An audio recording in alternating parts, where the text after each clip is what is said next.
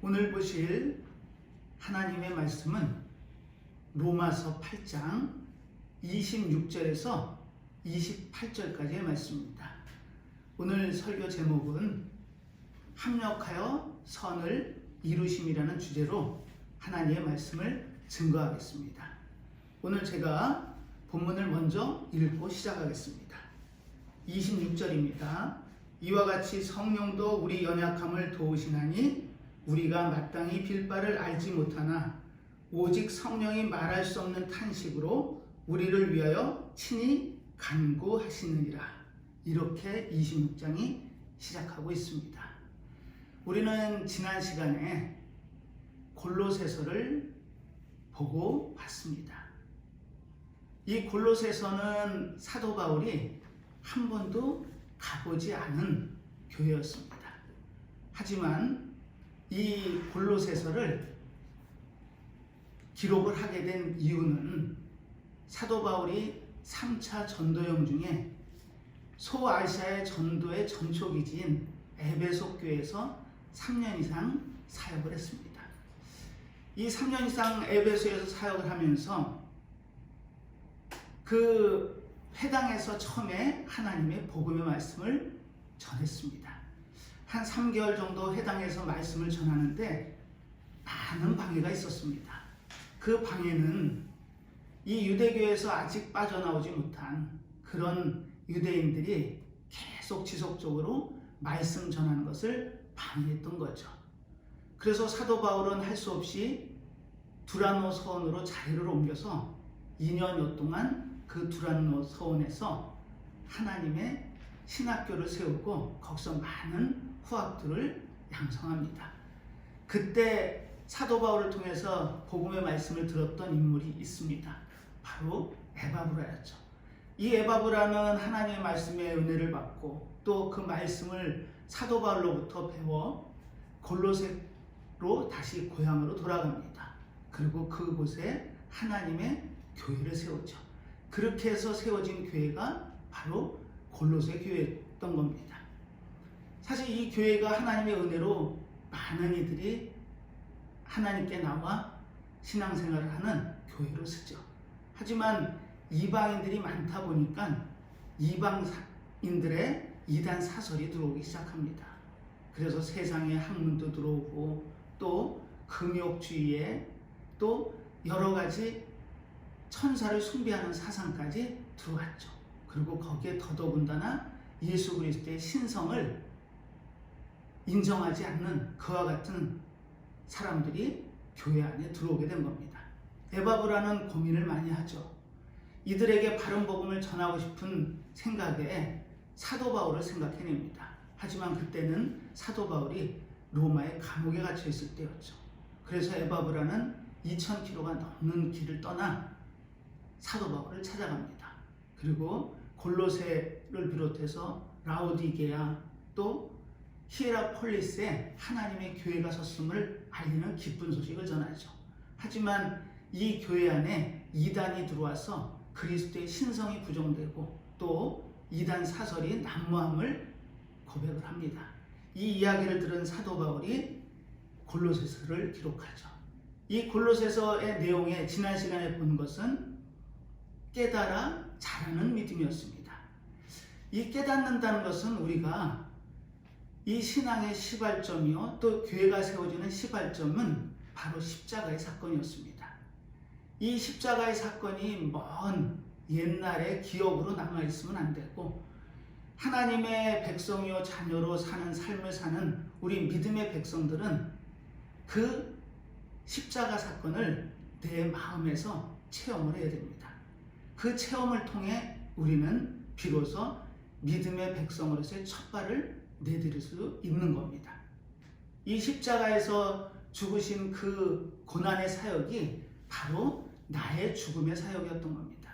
그렇다면 우리는 인생은 60부터가 아니고 인생은 십자가에서부터라는 고백이 입에서 나와야 됩니다.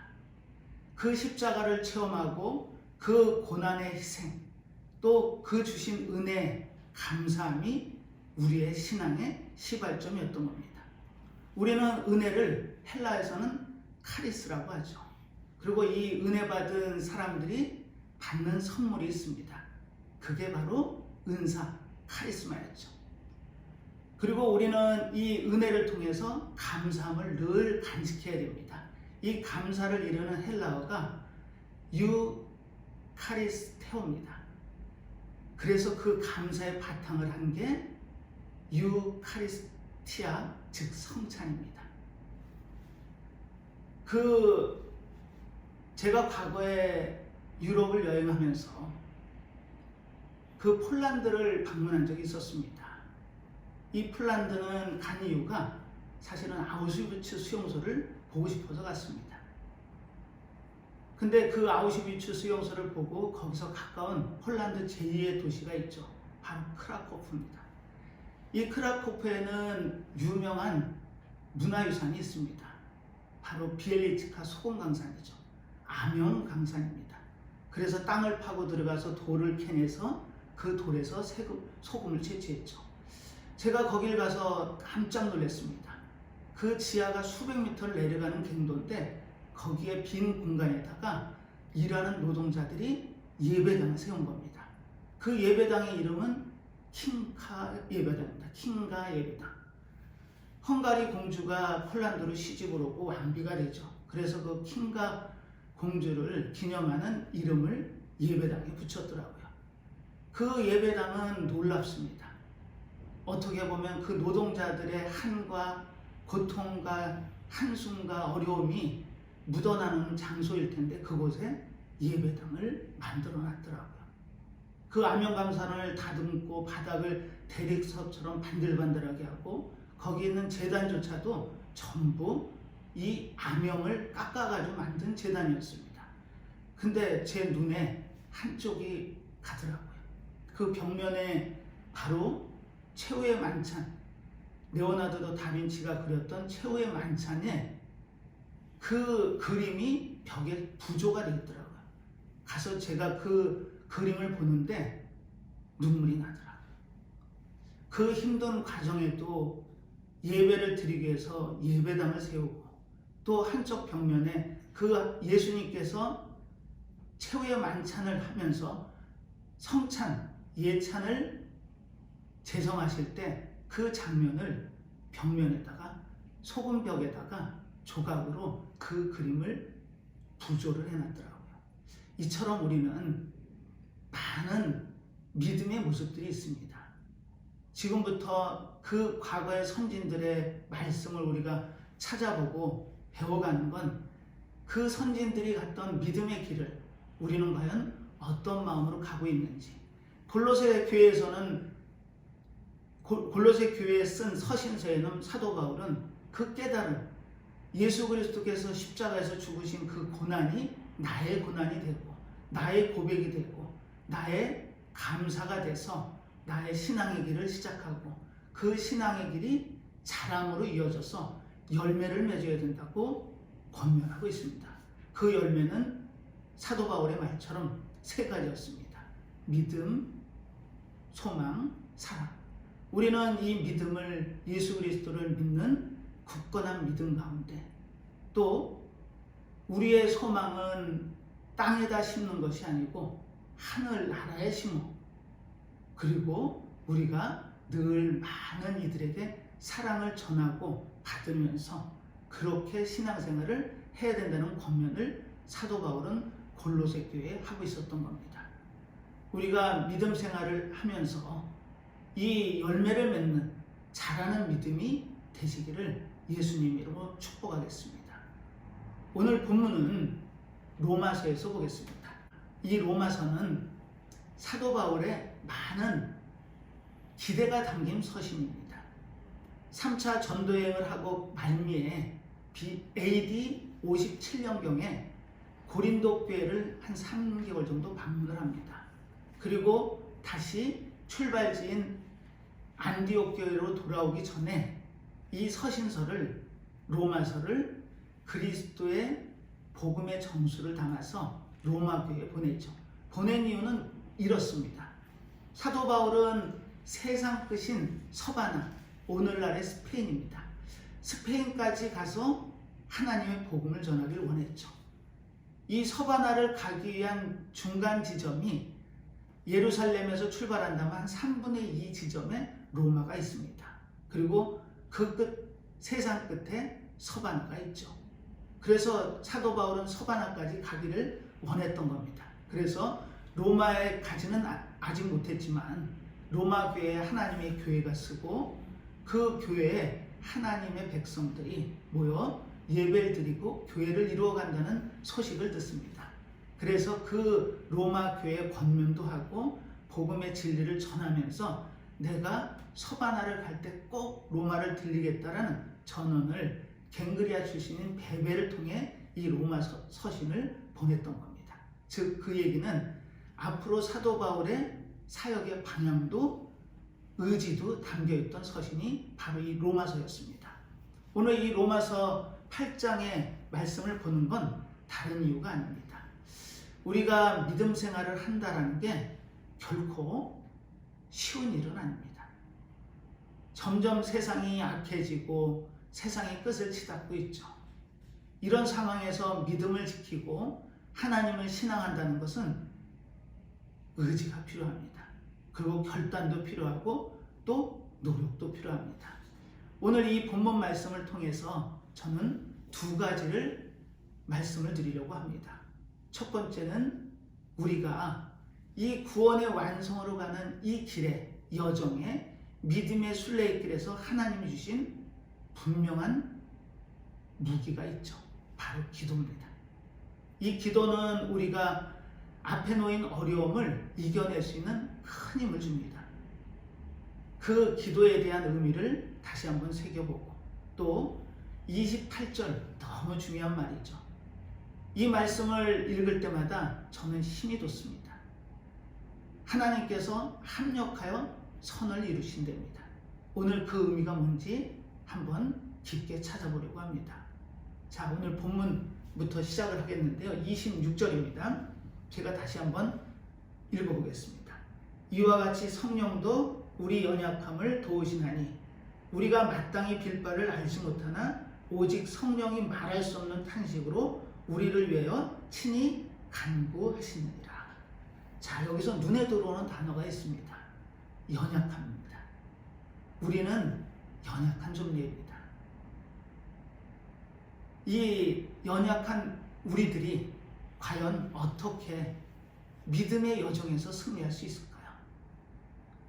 믿음의 여정의 시작은 우리가 십자가에서 죽으신 예수 그리스도의 사역에서 그 사역이 나의 시작점이라고 말씀을 드렸습니다. 이 시작점은 우리가 구원의 완성으로 가는 시작점이었죠. 그렇다면 구원의 완성은 뭘까요? 구원의 완성은 주님이 다시 오시고 우리가 하나님 나라, 새하늘과 새 땅에 들어가는 역사를 체험하는 그 순간이 구원의 완성입니다. 그렇다면 우리는 그 구원의 여정 가운데 있는 거죠. 그 여정 가운데 있는 우리는 연약한 존재입니다. 어쩌면 상한 갈대와 같은 그런 존재일 수 있죠. 이런 우리들이 과연 어떻게 하나님이 약속하신 구원의 완성으로 갈 수 있을까요? 돕는 분이 계신답니다. 그 돕는 분이 누굴까요? 성경은 이렇게 증언합니다. 우리의 연약함을 도우시나니. 사실 이 돕다라는 의미는 헬라어 원문을 보면 세 가지의 의미가 함축되어 있는 단어입니다. 첫 번째는 함께, 두 번째는 대신해서, 세 번째는 잡다라는 의미가 있습니다. 이것을 성경의 내용대로 다시 한번 풀어서 보면 성령께서 우리의 손을 잡고 우리가 갖고 있는 무거운 짐을 대신 지시고 우리와 함께 하나님께 나아가게 하신답니다. 믿습니까? 저는 이 말씀을 믿습니다. 우리의 신앙의 여정이 굉장히 힘들고 어렵습니다. 지금도 많은 어려움이 우리 앞에 놓이죠. 우리는 믿음이 어린아이의 믿음일 때는 이런 생각도 합니다. 하나님을 믿으니 우리 앞에 놓여있는 많은 문제들, 세상을 살다 보면 곳곳에 지뢰들이 땅에 깔려있듯이 묻혀있죠. 우리는 아무 생각 없이 걷다가 그 지뢰를 밟습니다. 그리고 고통 가운데, 아픔 가운데 어려움을 겪죠. 그래서 하나님께서 그 모든 것을 천군 천사를 통해서 하나하나 제거해 주길 원하죠. 하지만 믿음은 그렇지 않다는 겁니다. 지금 우리가 마땅히 빌 바를 알지 못한다고 성경 기자는 말하고 있습니다. 그 이야기는 이렇게 볼 수 있죠. 우리가 기도를 하지만 기도를 하지 못할 때가 있다는 겁니다. 다시요. 제가 이 기도를 말씀을 드리면서 오늘 두 가지 우리가 드리는 이 기도가 어떤 의미인가요? 이 기도는 바로 하나님과 만나는 시간입니다. 우리는 이 기도를 통해서 내가 갖고 있는 문제들을 쏟아내죠. 이거 해주세요, 저거 해주세요. 그렇다면은 하나님의 능력으로 그 모든 문제들이 하나씩 드러내져서 우리의 길이 탄탄대로가 되고 무병장수가 되고 만사형통의 길로 가는 게 맞습니다. 그런데 하나님은 28절에 그 답을 주시죠. 오늘 28절을 기대하셔도 좋습니다. 과연 왜 하나님께서 28절의 말씀을 통해서 우리에게 기대감을 주시는지 기도의 의미를 보면서 다시 한번 그 부분을 살펴보려고 합니다. 기도를 하는데 기도를 하지 못할 수 있다는 겁니다. 이유가 뭘까요?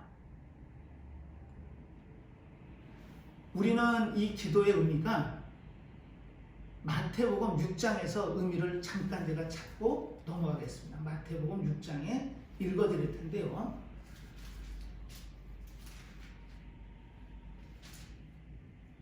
마태복음 6장 8절에 그러므로 저희를 본받지 말라 구하기 전에 너희에게 있어야 할 것을 하나님 너희 아버지께서 아시느니라 이렇게 기록하고 있습니다. 그 이야기는 우리가 하나님께 구하기 전에 하나님은 벌써 우리의 필요를 아신다는 겁니다. 그리고 다시 한번 반복해서 32절에 이렇게 기록을 하죠. 이는 다 이방인들이 구하는 것이라 너희 천부께서 이 모든 것이 너희에게 있어야 할 줄을 아시느니라. 그렇다면 우리는 의문이 듭니다. 우리가 갖고 있는 이 어려운 문제들, 삶의 어려움들 너무 많죠. 이 어려움들을 왜 아시면서 우리가 나와서 기도하길 원하셨을까요? 그 의미는 하나님께 우리의 어려움, 문제들을 고백하라는 겁니다.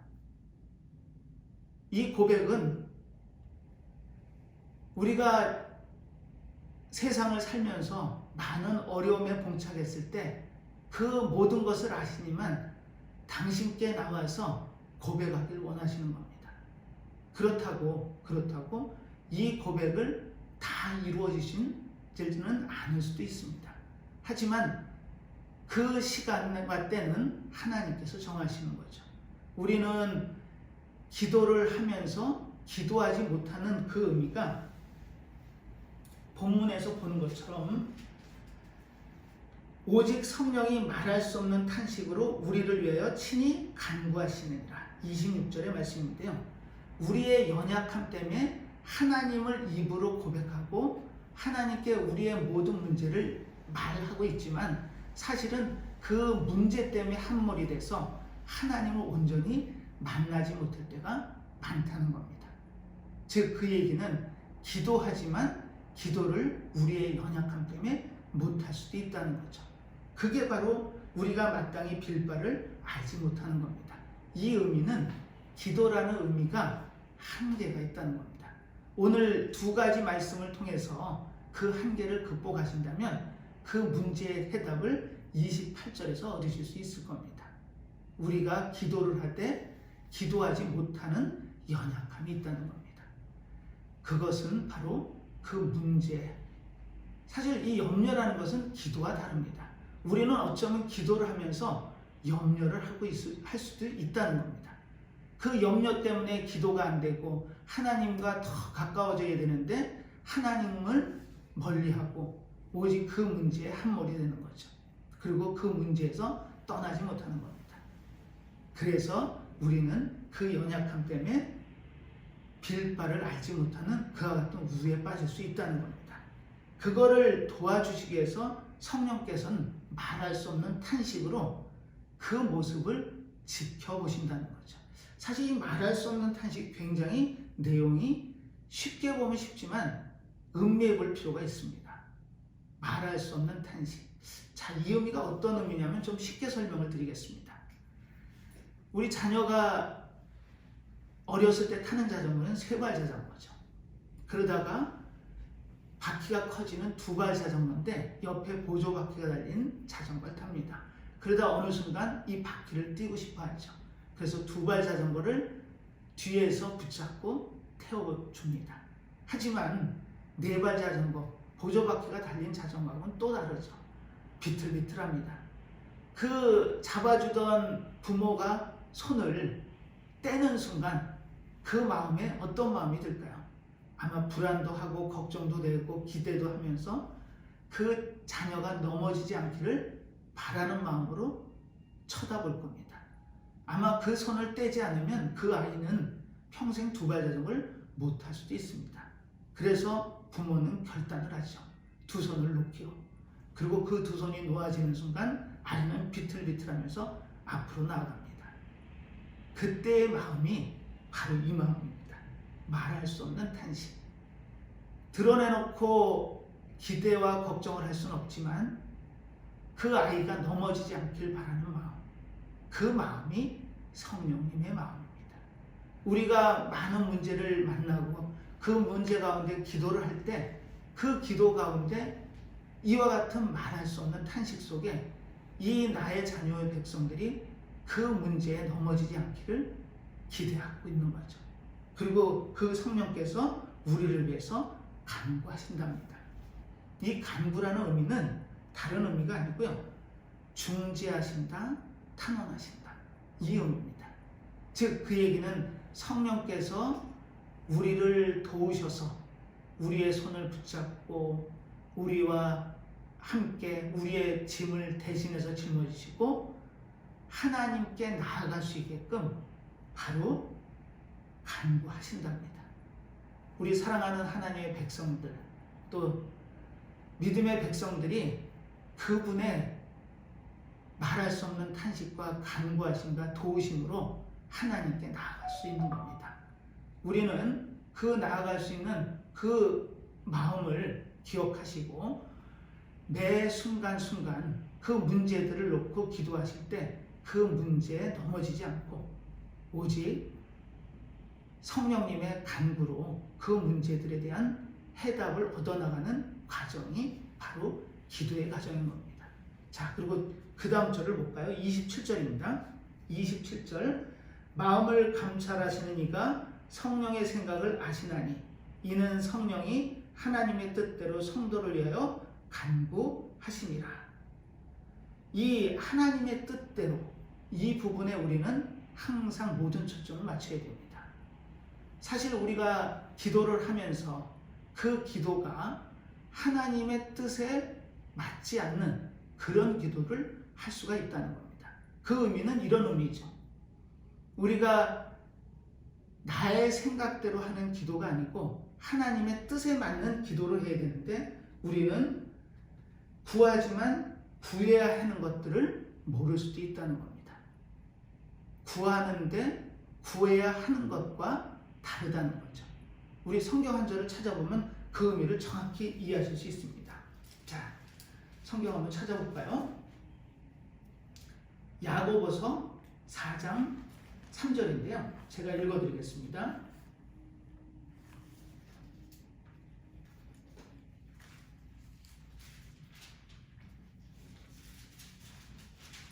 야고보서 4장 3절. 구하여도 받지 못하면 정욕으로 쓰려고 잘못 구함이니라. 아멘. 우리가 하나님께 구한다고 하지만 그 구하는 바가 나의 정욕, 내 생각으로, 내 의지로, 내 방법으로 구하는 기도는 잘못 구함이랍니다. 자, 여기서 잘못 구함이라는 원어를 자세히 들여다보면 잘못된 동기로, 즉 그 얘기는 우리가 기도를 하되 그 기도가 잘못 구해지는 기도가 있다는 겁니다. 그래서 지금 27절의 성경의 기자의 말씀은 하나님의 뜻대로 구하기를 원했던 겁니다. 자, 이처럼 우리가 구하는 기도가 잘못된 기도가 되는 이유는 왜 그럴까요? 그 의미는 우리가 하나님의 뜻을 정확히 알지 못할 때 이와 같은 일들이 생긴다는 겁니다. 하나님의 뜻. 그 뜻은 어디에 계실까요? 우리 성령께서 이 간구함이 우리가 맞는 많은 문제들을 겪는다라고 말씀을 드렸죠. 이처럼 이런 문제들을 통해서 간구하는 그 모습을 통해서 하나님의 뜻 가운데 서기를 원했던 겁니다. 하지만 그 뜻이 우리가 뜻을 온전히 모를 때 우리의 간구는 내 생각이 될 수 있다는 거죠. 우리가 신앙생활의 여정에서 많은 어려움들을 곳곳에서 만납니다. 이 곳곳에서 만나는 어려움들 중에 우리는 그 문제들을 기도를 통해 말씀을 드리죠. 사실 이 기도라는 의미가 헬라어 성경에 보면 9가지의 단어들이 뒤섞여져 있습니다. 그 중에서 프로세이코마이라는 헬라어가 있는데 이 의미는 어떤 의미냐면 조율하다라는 의미입니다. 조율하다. 그 이야기는 하나님께 드리는 이 기도가 하나님의 뜻과 나의 생각에 조율이 이루어져야 된다는 겁니다. 그 얘기는 하나님의 뜻대로 가야 된다는 이야기가 되겠죠. 물론 우리가 그 성경의 말씀대로 하나님께서 우리의 뜻대로 이루시길 원하시는 게 아니고 하나님의 뜻 가운데로 우리가 조율되길 원하시는 겁니다. 그래서 이 조율이라는 의미가 하나님의 뜻에 맞춰져야 된다는 거죠. 그 뜻은 어떤 뜻일까요? 하나님의 뜻이었던 겁니다. 이처럼 우리는 기도의 문제에서 2가지의 어려움에 봉착을 합니다. 그것을 연약함으로 표현했고 기도의 한계로 표현했죠. 첫 번째는 기도를 하지만 기도를 하지 못한다는 겁니다. 그 문제들 때문에 그렇다는 거죠. 우리는 그 문제들을 늘 직면하고 살죠. 그 문제들에 함몰돼서 하나님께 나오질 못하는 겁니다. 기도한다고 하면서 그 기도가 하나님께 나와서 드리는 기도가 아니고 나의 염려의 기도였던 거죠. 그리고 그 자리에서 기도한다 하지만 하나님께 상달되는 그와 같은 기도가 되지 못했던 겁니다. 그리고 2번째는 하나님의 뜻, 즉 구한다 하면서 구해야 할 것을 모르고 구할 때가 있다는 겁니다. 그 구해야 할 것이 바로 하나님의 뜻이었던 거죠. 우리는 이 기도를 하면서 이 2가지를 기억을 해야 됩니다. 자, 우리가 그 많은 문제들을 만났을 때 기도를 과연 어떻게 해야 될지 그 부분을 다윗의 시에서 한번 찾아보겠습니다. 자, 시편 34편인데요. 시편 34편. 이 시편 34편에 보면은 다윗의 시가 나오는데 제목이 있습니다. 제목을 제가 잠깐 읽어볼까요? 다윗이 아비멜렉 앞에서 미친 채 하다가 쫓겨나서 지은 시, 이렇게 재미있는 제목이 쓰여져 있습니다. 여기서 아비멜렉은 애굽의 바로나 로마의 황제 시저라고 그러죠. 이처럼 블레셋의 통치자를 아비멜렉으로 통칭합니다. 즉 다윗이 사울을 통해서 엄청난 핍박을 받다 이스라엘에 더 이상 숨어 있을 수가 없는 상황에 몰립니다. 그래서 국경을 넘죠. 그래서 넘은 국경이 블레셋 국경이었습니다. 그 당시에 블레셋의 왕은 아기스였습니다. 이 아기스 왕이 통치하는 블레셋까지 숨어들었는데 다윗을 알아보는 사람들이 있습니다. 그래서 다윗은 목숨을 부지하기 위해서 미친 척을 하죠. 바로 그때 배경에 쓴 시가 바로 이 34편의 시입니다. 그때 얼마나 절망적이었는지. 우리는 신앙의 여정에서 절망적인 상황을 많이 만나게 됩니다. 그 만났을 때 어떤 느낌으로 이 시를 썼는지 읽어보신다면 우리의 신앙의 여정에 큰 동기가 될 겁니다. 자, 4절 한번 제가 볼까요? 시편 34편 4절. 내가 여호와께 구하매 내게 응답하시고 내 모든 두려움에서 나를 건지셨도다. 이렇게 기록을 하고 있습니다. 우리가 많이 쓰는 표현들이죠. 구하매. 거기에 응답하시고 나를 그 어려움에서 건지셨답니다. 자, 6절 한번 볼까요? 이 곤고한 자가 부르짖음에 여호와께서 들으시고 그 모든 환난에서 구원하셨도다. 구함에 부르짖음에. 그래서 그분이 응답하시고 건지시고 구원하셨답니다. 자, 그리고 10절 한번 볼까요? 젊은 사자는 궁핍하여 줄일지라도 여호와를 찾는 자는 모든 좋은 곳에 부족함이 없으리로다. 이렇게 기록을 하고 있습니다. 여기서 여호와를 찾는 자, 찾다. 네, 영어는 seek, 즉 추구한다라는 겁니다.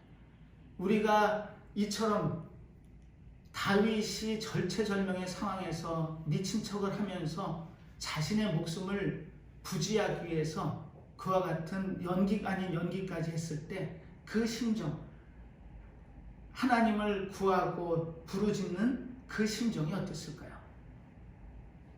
그 찾는 자에게 하나님은 부족함이 없게 하신답니다. 우리가 기도를 하는 목표가 되어야 됩니다. 내가 드리는 기도가 구하면서 구하지 못하는 기도를 하는 건 아닌지, 또는 내 생각과 의지대로 추구하기만 해서 하나님의 뜻에 부합하지 못해서 응답받지 못하는 기도를 하고 있는 건 아닌지, 그 기도의 의미를 우리는 오늘 기억하시게 됩니다. 자, 오늘 본문을 28절을 볼 건데요. 28절. 자, 28절 너무나 중요한 절입니다. 제가 한번 읽어보겠습니다. 우리가 알거니와 하나님을 사랑하는 자, 곧 그 뜻대로 부르심을 입은 자들에게는 모든 것이 합력하여 선을 이루느니라. 아멘. 우리가 신앙의 여정 속에 만나는 어려움 속에 많이 힘드시죠? 우리는 그 힘듦이 십자가에서 시작된 영의 전쟁 때문에 그렇습니다. 십자가의 사건을 나의 사건으로 체험을 하고 신앙의 여정을 떠난 우리가 하나님이 약속하신 영원한 하나님의 나라, 새하늘과 새 땅에 들어가는 승리의 날까지 가는 그 여정 가운데 우리는 아마 많은 어려움을 겪을 겁니다. 아마 그 어려움을 소설로 쓰라면 소설 한 권 이상을 다들 쓰실 수 있을 겁니다. 그래서 어거스틴이 이런 얘기를 했죠. 우리의 삶은 양계장에 닭들이 찍어놓은 그 무수한 발자국과 같다. 공감하시나요? 우리의 삶이 그렇다는 겁니다. 그 양계장의 발자국에 수없이 찍힌 닭들의 발자국이 우리의 삶의 모습이랍니다. 곳곳에서 어려움도 겪고 힘듦도 겪고 왜 나한테 이런 일이라는 와임이라는 그런 탄식이 나올 수가 있을까요? 그건 우리가 신앙의 여정 가운데 있기 때문에 그렇습니다. 그 여정이 쉽고 넓은 길은 아니죠. 우리가 성경에서 보면 마태복음 7장에 보면 좁은 문과 넓은 문이 나옵니다. 이 좁은 문은 좁고 협착한 길이죠. 그 길을 통해서 들어가는데 그 길은 생명의 길이랍니다. 그런데 그 웬일인지 그 길은 가는 자가 많지 않답니다. 그리고 넓고 평탄한 길이 있죠. 넓은 문을 향한 길입니다. 그 문을 통해서 가는 자들은 많답니다. 근데 그 문이 멸망으로 들어가는 문이랍니다. 우리는 과연 어느 문을 지향하실까요? 우리의 지향점은 당연히 좁은 문이어야 될 겁니다. 그런데 우리는 넓은 문에 더 시선을 뺏기게 되죠. 이 합력하여 선을 이룬다. 이 본문 말씀은 너무너무 중요합니다. 우리가 신앙의 여정에서 힘들고 어려울 때 한 번쯤 암송해 볼 필요가 있습니다. 우리가 알거니와 하나님을 사랑하는 자 곧 그 뜻대로 부르심을 입은 자들에게는 모든 것이 합력하여 선을 이룹니다. 여기서 알거니와 이 얘기는 헬라 에이도입니다. 이 얘기는 경험시켜서 알게끔 하다라는 뜻이죠. 그 얘기는 우리가 한순간에 아는 게 아니고 지속적으로 그 내용, 우리가 가는 신앙의 여정의 길에서의 얻는 승리와 기쁨, 소망, 그 과정을 우리는 알고 시작한다는 겁니다. 성경은 그 신앙의 여정의 결과를 창세기 3장 15절에 벌써 기록을 해놓으셨습니다. 우리는 이기는 싸움을 가고 있는 겁니다. 하지만 주위에 있는 많은 문제들이 우리를 힘들게 하죠. 하지만 우리는 창세기 3장 15절의 말씀처럼 여자의 후손이 너의 머리를 깨뜨릴 것이며 너는 그의 발꿈치를 상하게 할 것이다. 정확하게 십자가의 사건을 예표한 사건입니다. 그 사건을 통해서 예수님은 사망 권세를 깨치시죠. 그 이긴 전쟁을 우리는 하고 있었던 겁니다. 그리고 하나님을 사랑하는 자, 여기서 하나님을 사랑한다는 얘기는요, 우리가 하나님을 사랑한 게 아니고 그분이 우리를 사랑하셨다는 겁니다. 자, 요한서에 보면은 그 내용이 나오는데요. 제가 읽어드리겠습니다. 요한 1서 4장 10절입니다. 사랑은 여기 있으니 우리가 하나님을 사랑한 것이 아니요 오직 하나님이 우리를 사랑하사 우리의 죄를 위하여 화목제로 그 아들을 보내셨습니다. 그리고 19절에 보면 우리가 사랑하면 그가 먼저 우리를 사랑하셨음이니라. 이처럼 이 사랑은 우리가 하는 사랑이 아니고 그분이 우리를 사랑하셔서 우리가 그분을 사랑하게끔 하신 거죠. 이처럼 그 뜻대로 부르심을 입은 하나님의 백성들에게 모든 것이 합력하여 선을 이루신답니다. 자, 이 내용을 풋노트에 보면 이렇게 기록이 되어 있습니다. 주어가 생략이 되어 있는데요. 하나님이 모든 것을 합하여 선을 이루시느니라. 이처럼 우리는 하나님께서 하시는 합력하여 선을 이루신다는 걸 기억하시기 바랍니다.